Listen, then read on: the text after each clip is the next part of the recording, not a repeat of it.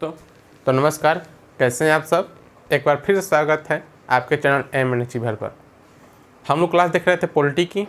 Polity में हम लोग पढ़ चुके थे, हम लोग जितने भी बेसिक कंसेप्ट थी उस सभी चीज़ें को क्लियर कर चुके थे हम लोग, और साथ ही हमने प्रस्तावना को भी ख़त्म कर चुका था। हम स्टार्ट किए हुए थे मूल अधिकार। आप लोगों को पता होना चाहिए कि पहले हम जो पढ़ा रहे हैं वो क्या है कि हम आर्टिकल नहीं पढ़ा रहे हैं। जैसे कि अनुच्छेद 1 क्या कहता है, अनुच्छेद 2 क्या कहता है, अनुच्छेद 3 क्या कहता है, इन सब चीज़ों को हम नहीं बता रहे हैं। एक क्या होता है कि जैसे कि हमने कहा कि प्रस्तावना के बारे में बताया, उससे पहले हमने बताया हुआ था संविधान में जितने भी मूलभूत अवधारणाएँ हैं, संविधान की जो विकास यात्रा है, उन सभी चीज़ों के जिक्र किए हुए थे। और संविधान का विकास कैसे हुआ, संवैधानिक ढांचा कैसा होता है, उन सब चीज़ों के बारे में हमने बताया हुआ था। अभी जो हम बताने जा रहे हैं कि प्रस्तावना के बारे में जिक्र किया हम लोग, और प्रस्तावना में प्रयुक्त शब्दों के बारे में हमने जिक्र किया हुआ था। और साथ ही अब हम लोग जो पढ़ने वाले हैं मूल अधिकार, जो कि आप लोग ने फर्स्ट लेक्चर देख चुके होंगे। मूल अधिकार जो कि अधिकार के बारे में बता चुके थे, अधिकार क्या होता है, अधिकार की धारणा क्या होती है, अधिकार की धारणा कहाँ से लोकप्रिय हुई, और भारतीय संविधान जो है, भारतीय संविधान की जो अधिकार की धारणा है कहाँ से प्रेरित है। इन सभी पॉइंटों को हम लोग देख चुके थे। अब हमारा पॉइंट बचा हुआ था मूल अधिकार, जो भारतीय संविधान में मूल अधिकार है। अब अधिकार क्या क्या अधिकार हैं, कितने अधिकार हैं, और कौन कौन से अधिकार किन व्यक्तियों के लिए है, नागरिकों के लिए कौन सा अधिकार है, कौन सा अधिकार गैर नागरिकों के लिए है। इन सभी चीज़ों को हम लोग जिक्र कर रहे थे। और साथ ही आज हम बात करने वाले हैं भारतीय मूल अधिकार की। उससे पहले हमने बताया हुआ था, अधिकार की जब धारणा पढ़ रहे थे हम बता चुके थे कि भारतीय मूल अधिकार जो है अमेरिका के बिल ऑफ राइट से प्रेरित है। हम जैसे भारतीय मूल अधिकार, आप लोग से क्वेश्चन से पूछा जाता है कि भारत का मैग्ना कार्टा किसे कहते हैं। भारत का मैग्ना कार्टा किसे कहा जाता है, ठीक, किसे कहा जाता है, ठीक। आपके ऑप्शन में दे दिया DPSP, option number 1, 2 fundamental right, मूल अधिकार जिसे कहते हैं। ऑप्शन नंबर 3 में दे दिया आपका मूल कर्तव्य, फंडामेंटल ड्यूटीज़, एफडी लिख देना है, फंडामेंटल ड्यूटीज़। और साथ ही ऑप्शन नंबर डी में दे दिया नॉन, ठीक। तो आपका आंसर क्या होगा, जैसे कि मैग्ना कार्टा का अर्थ क्या होता है, अधिकार प्रपत्र, अधिकार प्रपत्र। तो हमने बताया हुआ था जो कि भारत का जो मूल अधिकार है वो कहाँ से प्रेरित है, अमेरिका के बिल ऑफ राइट से प्रेरित है। जो कि आप लोगों को पता होना चाहिए, पिछले हमने ये भी बताया हुआ था कि भारत के संविधान के भाग 3 में क्या किया गया है, भारत के संविधान के भाग 3 में मूल अधिकार का जिक्र किया गया है। और साथ ही इसे भारत का मैग्ना कार्टा कहते हैं, इसे भारत का मैग्ना कार्टा कहते हैं, जो कि नागरिकों के अधिकार देता है। जो कि कहा जाता है कि आपके साथ किसी प्रकार की भेदभाव नहीं होगी, जाति के आधार पर, लिंग के आधार पर, जन्म स्थान या धर्म के आधार पर। इन सभी चीज़ों के बारे में जिक्र किया गया है। अब हम लोग को जानना है कि अधिकार जो है कि अधिकार, अब आपको पता होगा कि भारतीय मूल संविधान में अधिकार की धारणा 7 है। लेकिन जो 7 अधिकार की धारणा है, एक अधिकार थी, मूल अधिकार के अंतर्गत आता था संपत्ति का अधिकार, जो कि उसे 42वें संविधान संशोधन 1976 में हुआ था, 44वें संविधान संशोधन 1978 द्वारा, 44वें संविधान संशोधन, कॉन्स्टिट्यूशन अमेंडमेंट 44वें संविधान संशोधन 1978 द्वारा हम इसे मूल अधिकार से हटाकर अनुच्छेद 301 के तहत हम इसे कानूनी अधिकार बना दिया गया, विधिक अधिकार बना दिया गया, ठीक। तो इन सभी चीज़ों के पीछे हम जानेंगे कि इससे पीछे कारण क्या थे, ठीक है, कि क्यों जो मूल अधिकार था, मूल अधिकार जो संपत्ति का अधिकार जो मूल अधिकार के अंतर्गत आते थे, उसे क्यों मूल अधिकार हटाकर इसे कानूनी अधिकार बना दिया गया। इसके पीछे भी हम तर्क करेंगे, इसके पीछे भी हम लोग अच्छे तरह से डिस्कशन किया जाएगा, ठीक। अब है कि जो हमारा मूल अधिकार है, अब मूल अधिकार जैसे कि हमने कहा 44वें संविधान संशोधन द्वारा, और साथ ही कौन कौन से मूल अधिकार के अंतर्गत आते हैं, इन सब चीज़ों के बारे में पहले हम लोग जितना हम लोग पढ़े इसको ऊपर लिख लेते हैं। ठीक है, इसको ऊपर लिख लीजिए।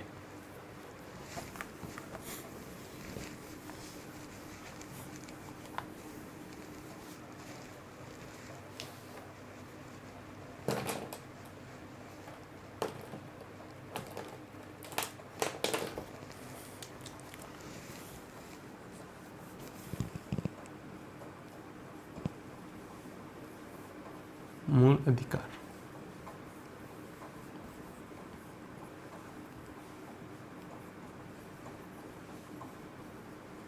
फंडामेंटल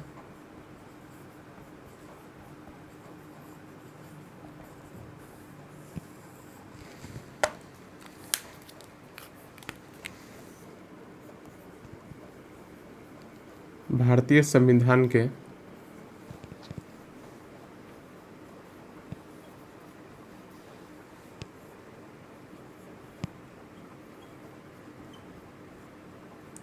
भाग 3 अनुच्छेद 12 से 35 तक। ठीक है, मतलब कि भारतीय संविधान के भाग 3 के अंतर्गत किन 3 के तहत मूल अधिकार का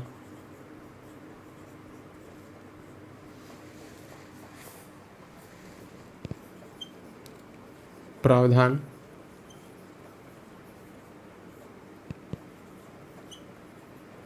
किया गया है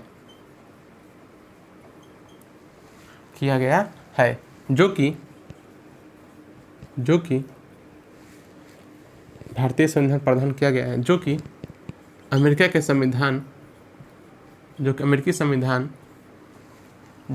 संविधान के बिल ऑफ राइट्स से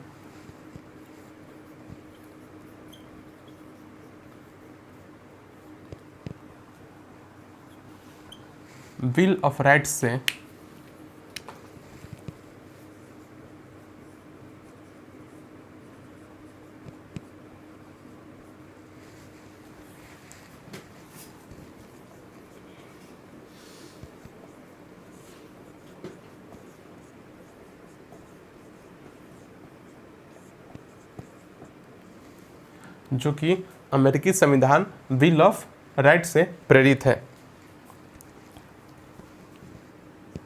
मूल संविधान में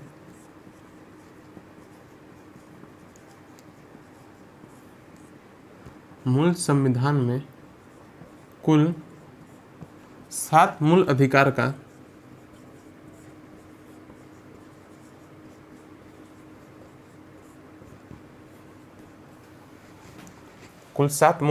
का प्रावधान था।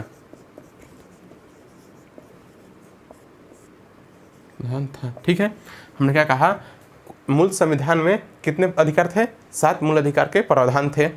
लेकिन चल लिख सकता हूँ, उल्लेख था, लिख दीजिए, अच्छा रहेगा, उल्लेख था। लेकिन 44वें संविधान संशोधन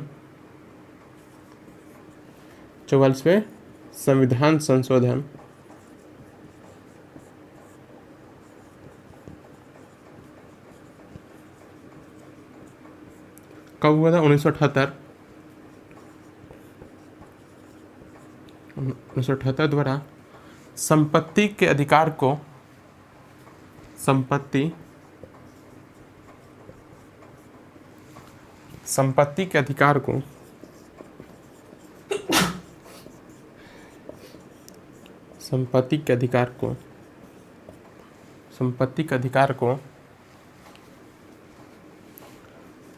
मूल अधिकार से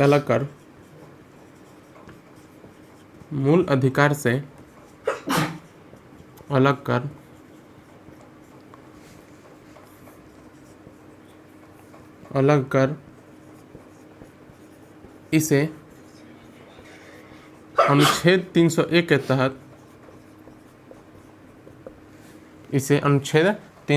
तहत कानूनी अधिकार, ये हम लिख सकते हैं विधिक अधिकार,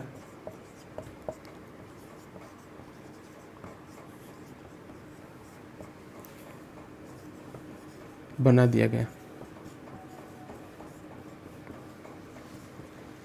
ठीक,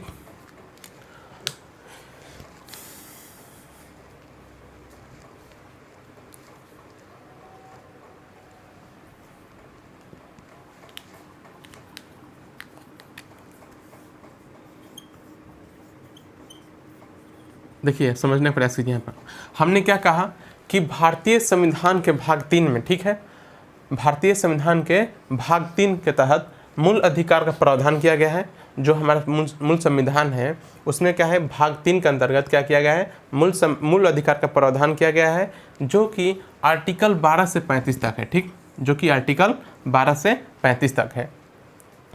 जो हमारा मूल अधिकार है, जो फंडामेंटल राइट्स है, वो क्या है, अमेरिका का जो संविधान है, जो कि अमेरिका संविधान को लोगों को पता होगा कि सबसे पहला लिखित संविधान वाला देश का था, अमेरिका था। पहला लिखित संविधान अमेरिकी की संविधान थी। लेकिन अब क्या होता है, वहाँ पर अधिकारों की धारणा थी, मूल अधिकार की धारणा थी, तो हम वहाँ पर बिल ऑफ राइट्स कहते हैं। और साथ ही अब क्या होता है, वहाँ पर अमेरिका की संविधान, जो कि भारत का जो संविधान है, जो भारत का संविधान के जो फंडामेंटल राइट्स हैं, तो अमेरिकी के संविधान के बिल ऑफ राइट्स से प्रेरित हैं।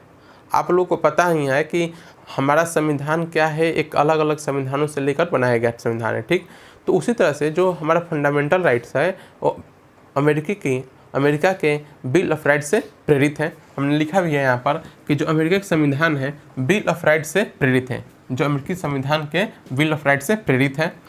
मूल संविधान में कुल 7 मूल अधिकार थे। जो हमारा मूल संविधान जब तैयार हुआ था उसमें 7 मूल अधिकारों का जिक्र किया गया था। ठीक है, प्रावधान उसमें कितने थे, उल्लेख कितने थे, 7 मूल अधिकारों की। लेकिन क्या होता है कि बहुत सारे ऐसे मामले आते हैं, आप लोगों को पता होगा भूमि सुधार अधिनियम चला, भूमि उन्मूलन चला, इन सभी कुछ अधिनियम बनाए गए। उसमें क्या होता था कि एक का होता कुछ भूमि जिसके पास अधिक से अधिक भूमि थी उनको कुछ बंटवारे करने थे। इसी तरह से जब अलग अलग भाग में विभाजित किया जाने लगा, जिससे कुछ लोग क्या होने लगे, इसे अपना मूल अधिकार मानकर मूल अधिकार के हनन को लेकर क्या हो गए, वो सर्वोच्च न्यायालय चल गए।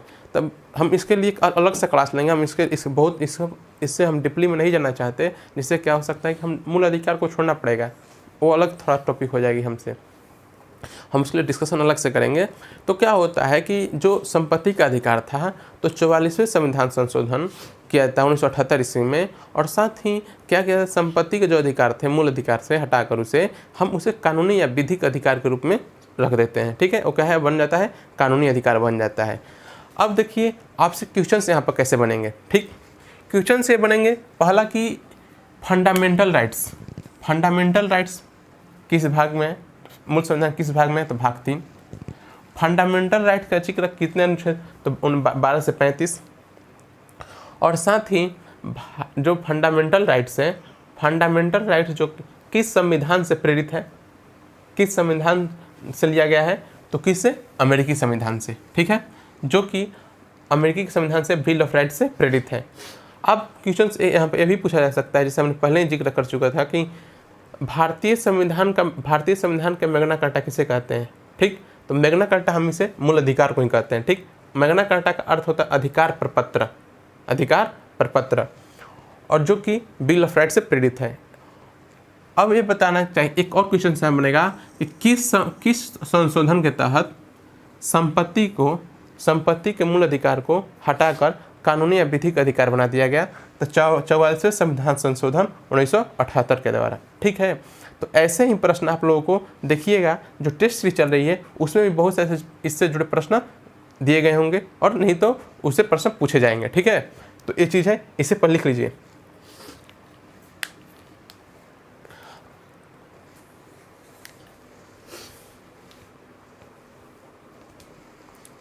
अब हम लोग को देखना है कि थोड़ा देख लेते हैं, थोड़ा और चीज़ लिख लेते हैं इसके नीचे। क्या है कि जो हमारा 12 से 35 तक जो मूल अधिकार है जिक्र किया गया अनुच्छेद में, वो कौन कौन से मूल अधिकार हैं। ठीक है, तो पहले हम लोग देखते हैं तो आप लोग पता हो 7 मूल अधिकार थे मूल संविधान में, तो अब कितने बचे, 6 मूल अधिकार। तो इस प्रकार वर्तमान में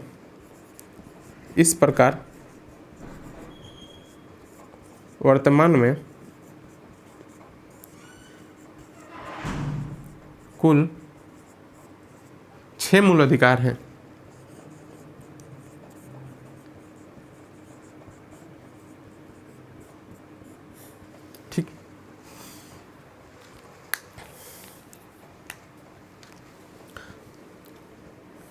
पहला समानता का अधिकार,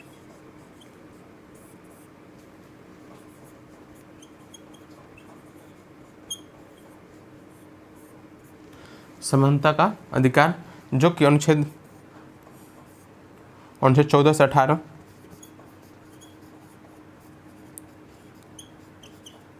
अनुच्छेद 14 से 18, थोड़ा 2 मिनट रुकिएगा इसमें।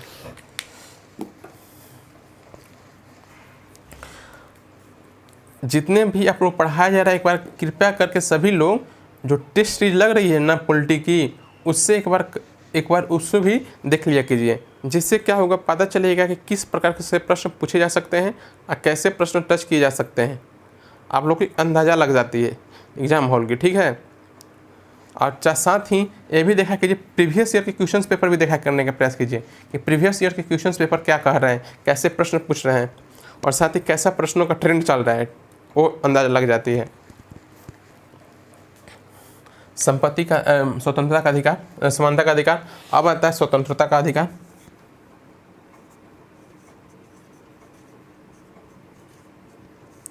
स्वतंत्रता का अधिकार,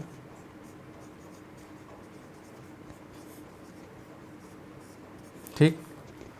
अगला आता है कौन सा, 19 से 22, ठीक, 19 से 22। शोषण के विरुद्ध अधिकार, शोषण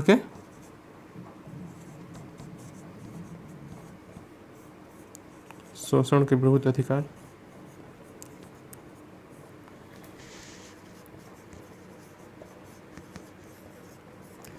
तेईस 24 अनुच्छेद 23 और 24, ठीक। अब अगला आता है धार्मिक स्वतंत्रता, शोषण के विरुद्ध अधिकार 25-26 से। उसके बाद आता है धार्मिक स्वतंत्रता का अधिकार,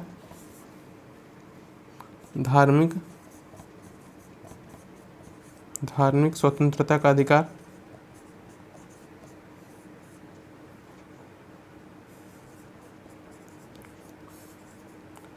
25 से 28, अनुच्छेद 25 से 28, ठीक। दिखाई दे रहा है नीचे, थोड़ा रुक 2 मिनट देख लें हम। हाँ, नीचे तक दिखाई दे रही है, 25 से 28, ठीक। अब आता है सांस्कृतिक शैक्षणिक अधिकार, सांस्कृतिक शैक्षणिक अधिकार,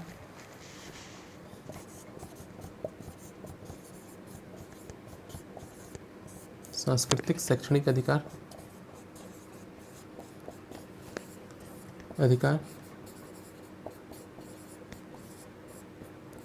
जो उसका प्रावधान है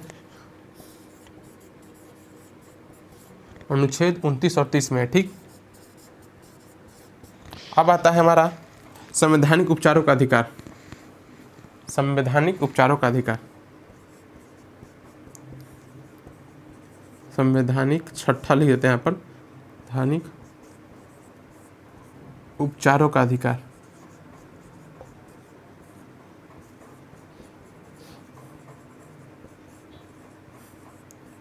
जो कि अनुच्छेद कहाँ, अनुच्छेद 32 में प्रावधान है, ठीक।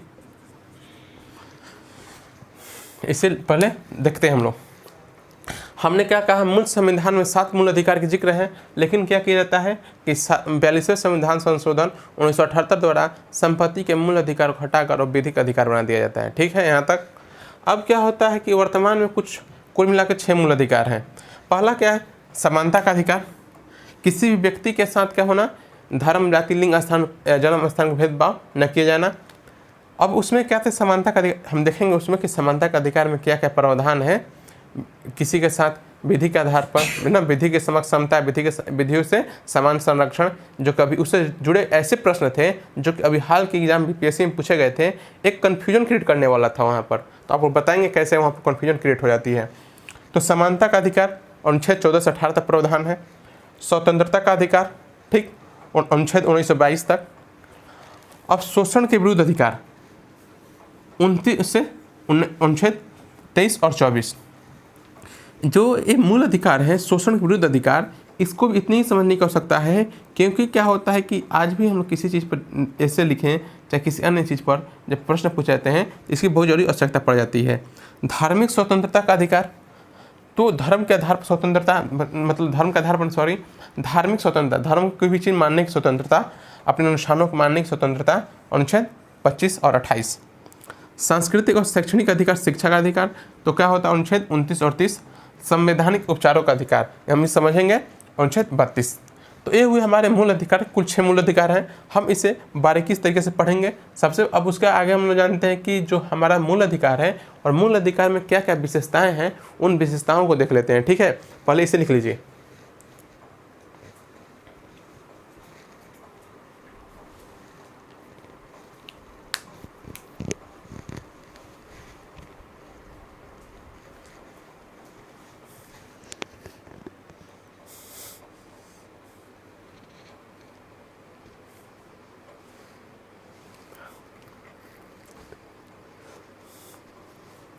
ठीक है, मिटा रहे हैं। ठीक,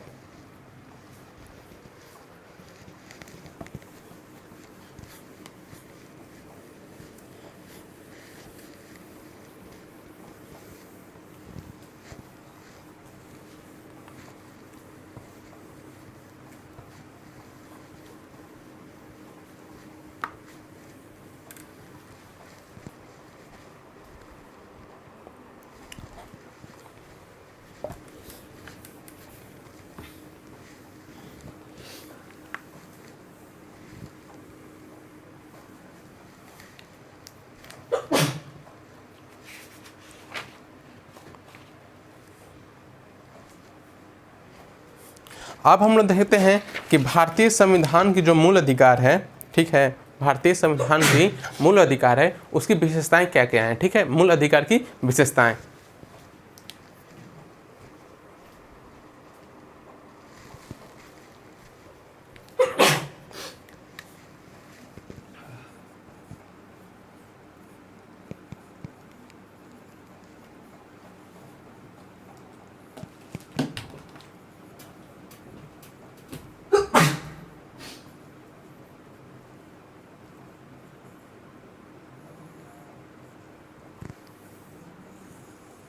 ठीक, अब हम लोग बता दें कि जो मूल अधिकार है क्या है, परिवर्तनीय अधिकार होते हैं।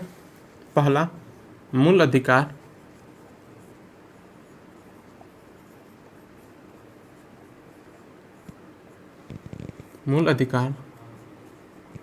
परिवर्तनीय अधिकार होते हैं। कहने का मतलब क्या है, कहने का इससे तात्पर्य क्या है, अर्थात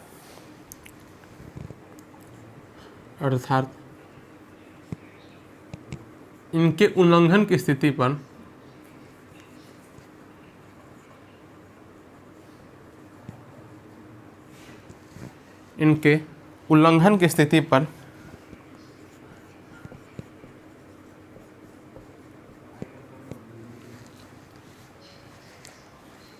अर्थात इनके उल्लंघन की स्थिति में इनके उल्लंघन की स्थिति में अनुच्छेद 32 के तहत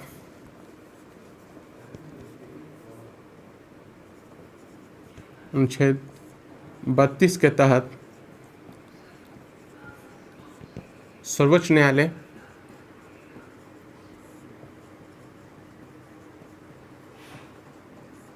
अनुच्छेद 32 के तहत सर्वोच्च न्यायालय और अनुच्छेद 226 के तहत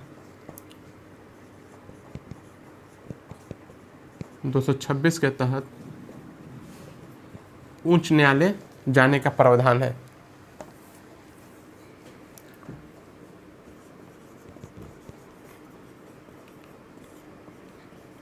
सीधे जा सकते हैं। ठीक, कहने की बात यह हुआ कि अगर किसी व्यक्ति का मूल अधिकार का हनन होता है, मतलब कि क्या है, अधिकार है, परिवर्तनीय अधिकार है। आया प्रश्न पूछता है क्या मूल अधिकार परिवर्तनीय अधिकार है या नहीं। मूल अधिकार क्या है, परिवर्तनीय अधिकार है। ठीक, तो हम इनके उल्लंघन की स्थिति में, जब क्या होता है, मूल अधिकार की उल्लंघन होती है, तो हम उसके कोई किसी व्यक्ति का मूल अधिकार का हनन होता है, तो क्या होता है कि हम उसके लिए हम लोग सीधे क्या हो सकते हैं, अनुच्छेद 32 के तहत सर्वोच्च न्यायालय और अनुच्छेद 226 के तहत उच्च न्यायालय जा सकते हैं। ठीक है, अब यहाँ पर ऐसे प्रश्न पूछे जा सकते हैं कि मूल अधिकार क्या है, परिवर्तनीय अधिकार है और साथ ही भारतीय मूल अधिकार के उल्लंघन की स्थिति में किस अनुच्छेद के तहत आप सीधे उस सर्वोच्च न्यायालय जा सकते हैं। अनुच्छेद 32 उच्च न्यायालय अनुच्छेद 226 के तहत। ठीक है, अगला प्रावधान है मूल अधिकार अत्यंतिक अधिकार नहीं है। मूल अधिकार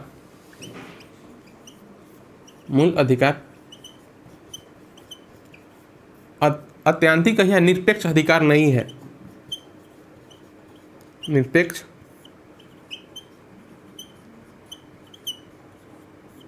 निरपेक्ष अधिकार नहीं है। अर्थात कहने के बाद क्या है, यहाँ इन पर क्या हो सकते हैं, युक्त प्रतिबंध भी लगाए जा सकते हैं।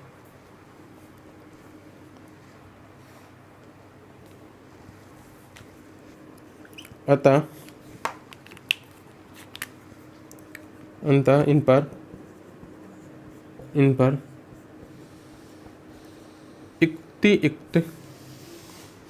युक्तियुक्त तार्किक प्रतिबंध आरोपित किए जा सकते हैं।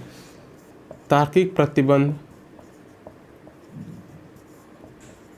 आरोपित किए जा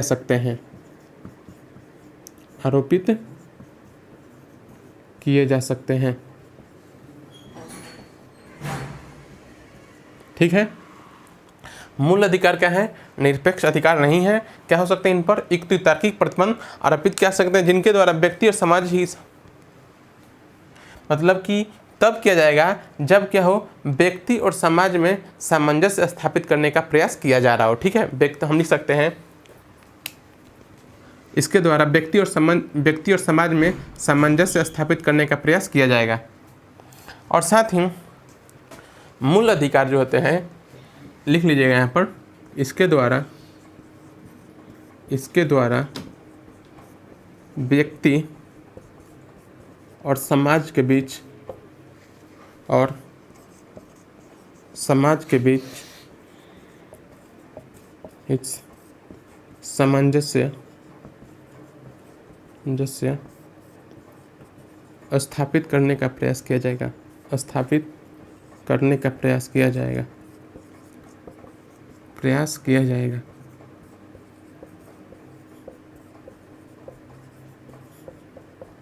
ठीक, इसके द्वारा क्या हो सकता है, व्यक्ति और समाज के बीच सामंजस्य स्थापित करने का प्रयास किया जाएगा। ठीक है, अब अगला है कि मूल अधिकार में वर्णित अधिकांश अधिकार व्यक्ति अर्थात मूल अधिकार में वर्णित, हमने आपको पहले ही बताया था कि जो कुछ अधिकार हैं जो कुछ व्यक्ति नागरिकों को भी प्राप्त है, कुछ अधिकार जो नागरिक और गैर नागरिक को भी प्राप्त हैं। ठीक है, मूल अधिकार में वर्णित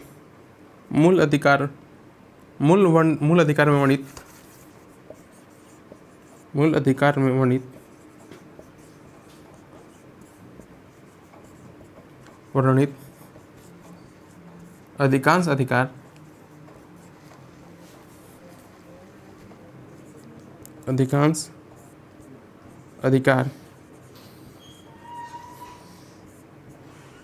प्रत्येक व्यक्ति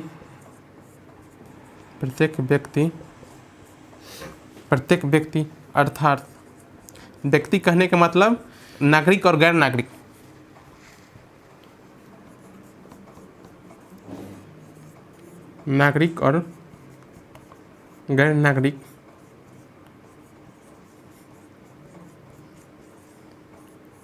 दोनों को प्राप्त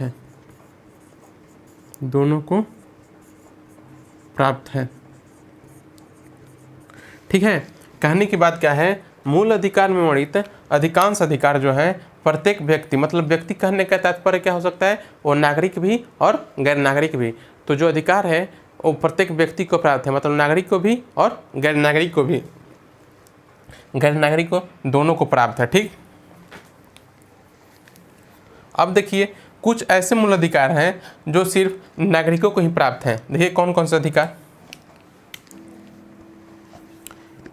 केवल निम्नलिखित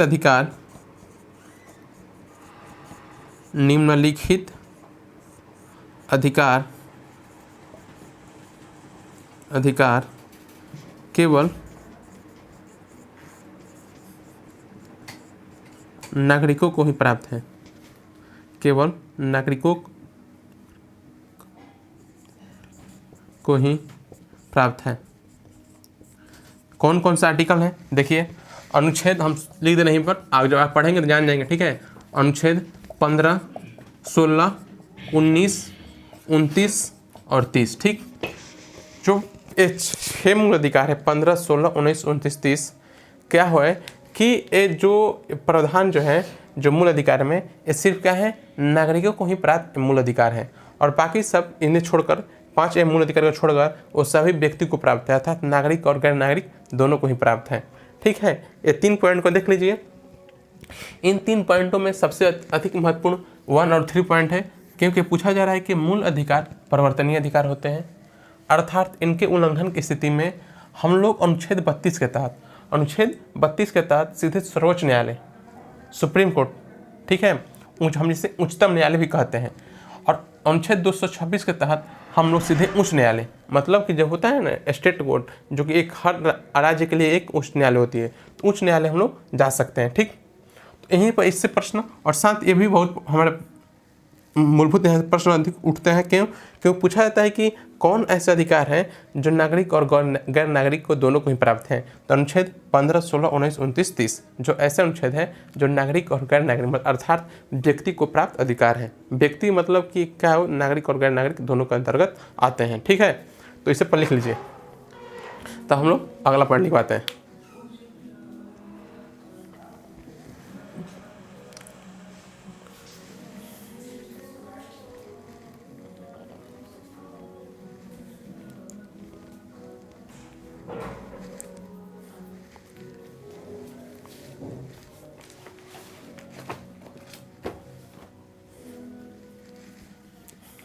ढेर ज़्यादा पॉइंट नहीं लिखाएंगे, 5 या 6 पॉइंट लिखाएंगे, ठीक है। उसका कुछ जहाँ से इंपॉर्टेंट प्रश्न बन सकते हैं।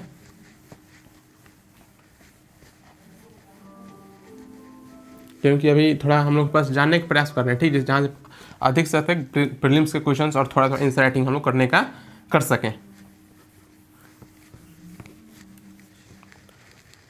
अब देखिए अगला पॉइंट है कितना, पॉइंट नंबर 4। अब क्या है कि जब राष्ट्रीय आपातकाल लगती है, तो राष्ट्रीय आपातकाल के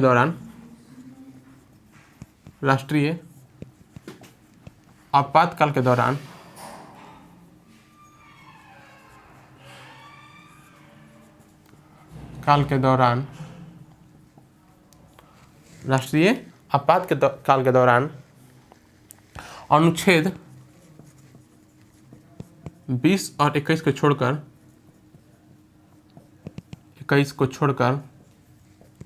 20 और 21 को छोड़कर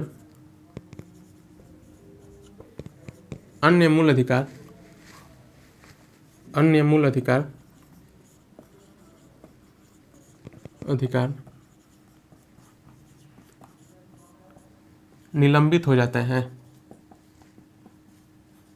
निलंबित हो जाते हैं, ठीक। कहने की बात क्या है कि राष्ट्रीय आपातकाल जब लगती है तो अनुच्छेद जो 20 और 21 है उन्हें छोड़कर क्या हो जाता है, सभी मूल अधिकार क्या हो जाते हैं, निलंबित हो जाते हैं, ठीक। अगला प्रावधान है, अगला जो हम लोग देख सकते हैं विशेषता है, अमेरिका में प्रचलित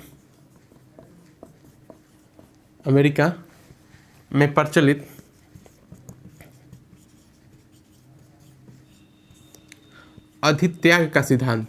मतलब कहने की बात यह है कि अधित्याग कहने के बाद यहाँ इस शब्द को उपयोग किया जाता है, अधित्याग, कि आप चाहें तो मूल अधिकार अपने मन से क्या कर सकते हैं, त्याग सकते हैं।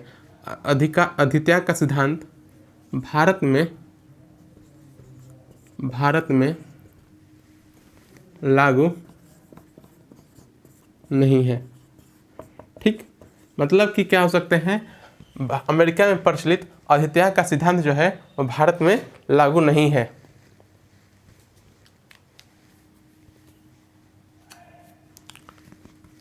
हम लिख सकते हैं अर्थात संविधान में संविधान द्वारा प्राप्त मूल अधिकार को संविधान द्वारा प्राप्त मूल अधिकार को स्वेच्छा अपनी इच्छा से, ठीक है, नहीं त्यागा जा सकता, जो कि अमेरिका में ऐसा प्रावधान है कि अपनी इच्छा से त्याग सकते हैं। नहीं त्यागा जा सकता, ठीक है, नहीं त्यागा जा सकता। ठीक है, कहने की बात यह है जो अमेरिकी संविधान में प्रचलित है अधित्याग का सिद्धांत, ठीक, अधित्याग का सिद्धांत, जो कि अपनी इच्छा से क्या कर सकते हैं, मूल अधिकार का त्याग कर सकते हैं, वो भारतीय संविधान में प्रावधान नहीं है। ठीक, मतलब कि कहने की बात यह है कि आप अपनी इच्छा से क्या कर सकते हैं, मूल अधिकार में, संविधान के मूल अधिकार में प्रावधानों को नहीं त्याग सकते, जो कि अमेरिकी के संविधान में ऐसी बात प्रचलित है। तो आप लोगों को एक प्रश्न ऐसे पूछे जा सकते हैं, प्रश्न कहीं पूछे नहीं गए हैं, ठीक है, कि अधित्याग का सिद्धांत किस संविधान में, मतलब मूल अधिकार के तहत अधित्याग का सिद्धांत किस देश के संविधान पे लागू होता है? तो किस देश के? अमेरिका के संविधान के देश के लागू होता है। ठीक,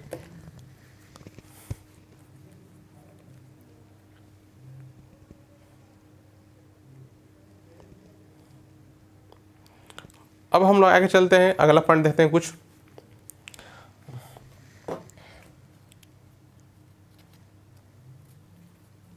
इसमें संशोधन किए जा सकते हैं, ठीक है, संविधान में संशोधन करके,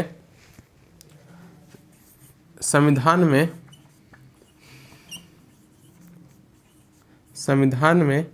संशोधन करके, संविधान में संशोधन करके, शोधन करके मूल अधिकार सीमित किए जा सकते हैं, मूल अधिकार सीमित किए जा सकते हैं, सीमित किए जा सकते हैं।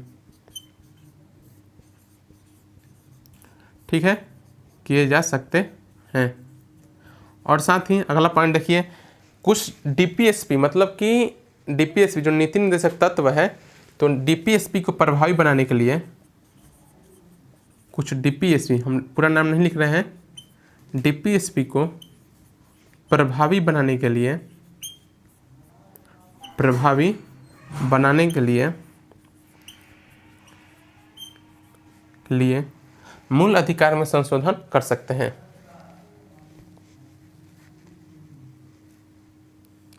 मूल अधिकार में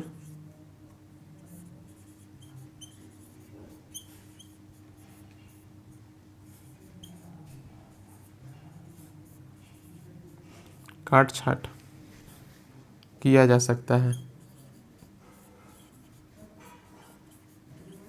किया जा सकता। ठीक, यह है हमारा।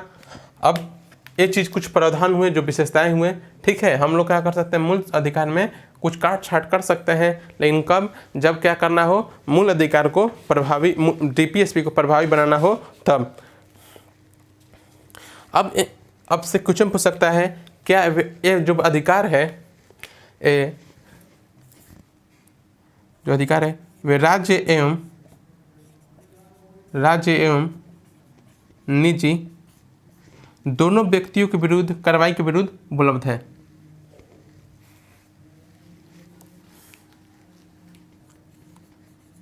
व्यक्ति दोनों के विरुद्ध, दोनों की कार्रवाई के विरुद्ध, कार्रवाइयों के विरुद्ध उपलब्ध है। ठीक, उपलब्ध है। ठीक है, ये हुए। और देखते हैं कुछ प्रावधान है। ये क्या करती है, विधायिका और कार्यपालिका, विधायिका एवं कार्यपालिका निरंकुश न हो सके, निरंकुशता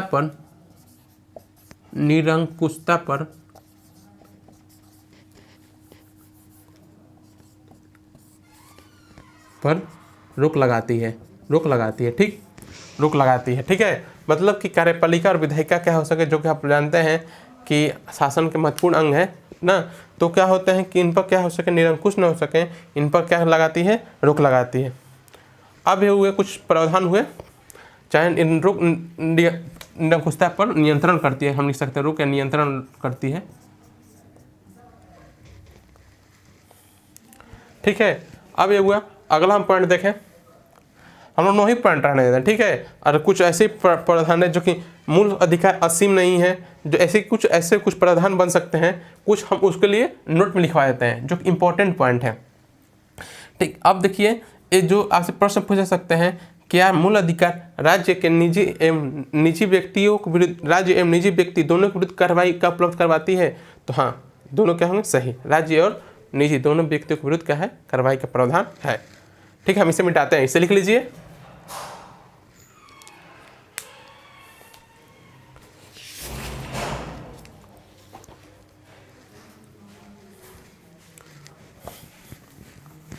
अब देखिए, कुछ पॉइंट लिखवा दे रहे हैं। मूल अधिकार को निलंबित, नोट में लिख लीजिएगा। पहला, मूल अधिकार को निलंबित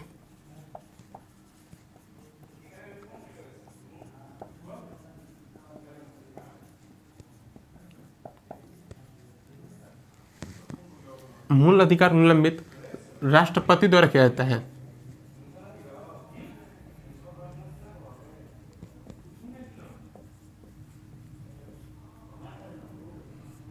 जाता है, ठीक।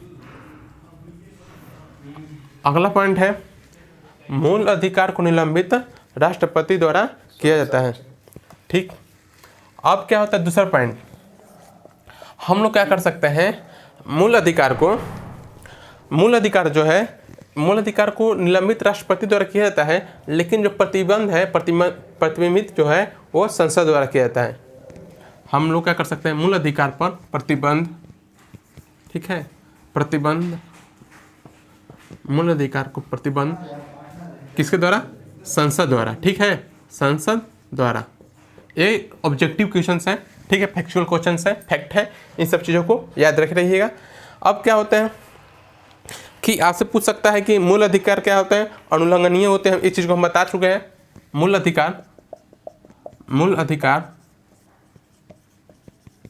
अधिकार अनुल्लंघनीय होते हैं, अर्थात इनके उल्लंघन की स्थिति में आप लोग बता चुके हैं परिवर्तनीय अधिकार है, अर्थात इनके उल्लंघन की स्थिति में अनुच्छेद 32 के तहत सर्वोच्च न्यायालय, अनुच्छेद 226 के तहत उच्च न्यायालय सीधे हम लोग जा सकते हैं, अनुल्लंघनीय होते हैं,